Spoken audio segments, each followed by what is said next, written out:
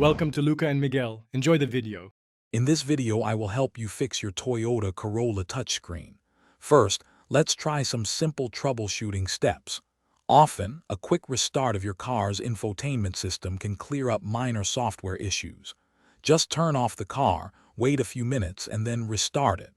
Also, inspect the screen for any dirt or smudges that might interfere with touch sensitivity. A clean screen can make a big difference. If a simple restart doesn't work, consider a software reset. You can usually find this option within the system settings of your Corolla's infotainment unit. This will revert the system to its original factory settings, which can often resolve deeper software conflicts. Additionally, ensure your system software is up to date.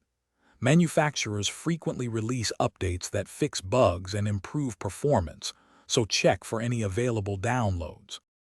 Next, let's delve into potential hardware issues. Sometimes, a loose connection behind the dashboard can cause display problems.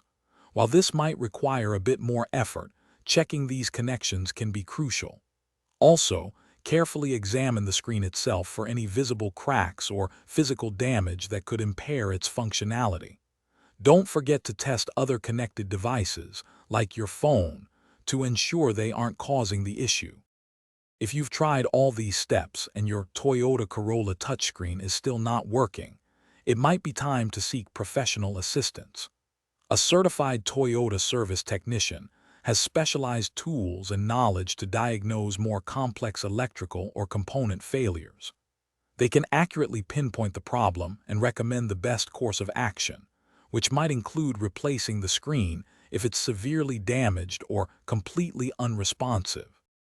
Thanks for watching and please subscribe. It's the best investment you'll ever make.